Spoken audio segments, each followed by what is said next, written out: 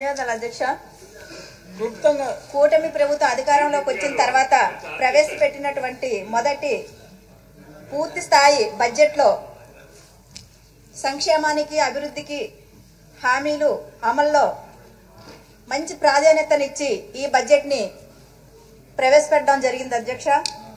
మరి ఈరోజు చూసుకుంటే ప్రతి ఒక్కరు కూడా మన కూటమి ప్రభుత్వంలో అందరూ చక్కగా ఉన్నారు. రైతులే కాదు, తర్వాత ప్రతి ఒక్కరు కూడా ఉద్యోగస్తులు, కార్మికులు అందరు కూడా కూటమి ప్రభుత్వంలో చక్కగా ఉన్నారు అధ్యక్ష. ఎందుకు అంటే గత వైసీపీ ప్రభుత్వం చేసినటువంటి ఏవైతే అరాచకాలు ఉన్నాయో వాటి వల్ల కూడా అందరూ మరి ఎన్ని ఇబ్బందులు పడ్డారో ఇప్పుడు అందరు కూడా చక్కగా ఉన్నారు.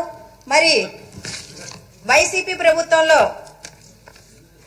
నీటిపారుదల రంగంలో ఒక్క రూపాయి కూడా ఇవ్వలేని పరిస్థితిలో ఉన్నప్పుడు మరి వాళ్ళు బకాయిలు కూడా 10,000 కోట్ల బిల్లులు బకాయిలు విడిచిపెట్టి వెళ్లడం జరిగింది అధ్యక్ష. మన కూటమి ప్రభుత్వం రాగానే వాటికి 4,500 కోట్ల రూపాయలు విడుదల చేసి వాటిని కూడా మనం ఇవ్వడం జరిగింది అధ్యక్ష. అలాగే మరి మన విద్యాశాఖ మంత్రివర్యులు గారు మరి ఇక్కడ ఉన్నటువంటి మన రాష్ట్ర ప్రభుత్వం ఉన్నటువంటి ఏవైతే సమస్యలు ఉన్నాయో మాకు జీవో నెంబరు 3 అయినా అలాగే మరి 117 జీవో నెంబర్ అయినా సరే ఇవన్నీ కూడా పూర్తి స్థాయిలో చేస్తామని హామీ కూడా ఇవ్వడం జరిగింది.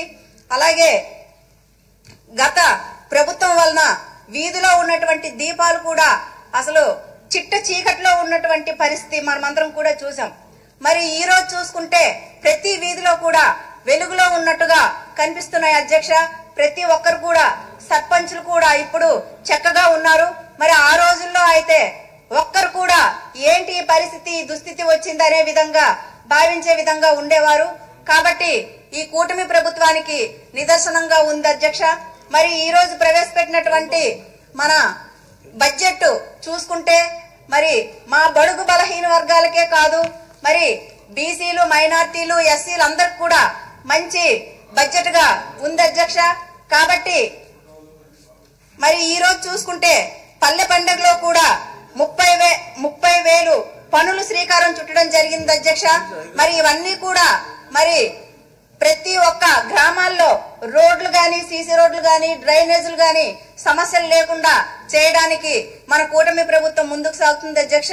మరి అలాగే మరి ఇప్పుడు ఉన్నటువంటి మన ప్రభుత్వం ప్రజలకి అందరికి కూడా మంచి ప్రభుత్వం అనే విధంగా ప్రతి ఒక్కరు కూడా మరి ఎన్ని ఇబ్బందులు పడ్డారో వ్యవసాయం చేసే రైతులైతే మరి పండగ వచ్చేసరికి కూడా ధాన్యము కళ్ళల్లోనే ఉండిపోయిన పరిస్థితి కనిపించేది అధ్యక్ష. కానీ ఈ రోజు చూసుకుంటే ప్రతి ఒక్కరు కూడా ఈ సంవత్సరం చాలా చక్కగా పండగలన్నీ జరుపుకున్నారు అధ్యక్ష. కాబట్టి ఇది మన కూటమి ప్రభుత్వానికి నిదర్శనంగా చెబుతున్నాం అధ్యక్ష.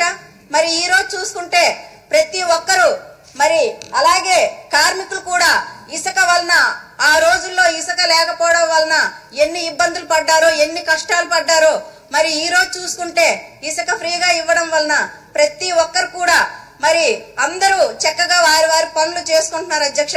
ఎందుకంటే ఈ రోజు మరి వాళ్ళు చెప్పుకునేది ఏంటంటే గతంలో చూస్తే ఒక్క రూపాయి కూడా మాకు పని దొరకపోగా ఈ రోజు చూసుకుంటే మరి ప్రతి ఒక్కరు కూడా ట్రాక్టర్లతో తెచ్చి ఇసుక వాళ్ళంతటా వాళ్ళే తీసుకెళ్లి చక్కగా అక్కడ పనులు చేసుకుంటున్నారు. కాబట్టి అందరు కూడా ప్రతి ఒక్కరు కూడా మన కూటమి ప్రభుత్వంలో చక్కగా ఉన్నారని మరి దీనికి నిదర్శనం అధ్యక్ష. అలాగే మరి ఈ రోజు చూసుకుంటే ఈ బడ్జెట్ మరి మహిళలకు కూడా ఎంతో చక్కగా ప్రవేశపెట్టినటువంటి బడ్జెట్. మరి ఇవన్నీ చూసుకుంటే మరి ఎన్నడూ లేనట్టు విధంగా ఇంత లోటు బడ్జెట్ లో ఉన్నప్పటికీ మరి ఇంత మంచి బడ్జెట్ ప్రవేశపెట్టినటువంటి మన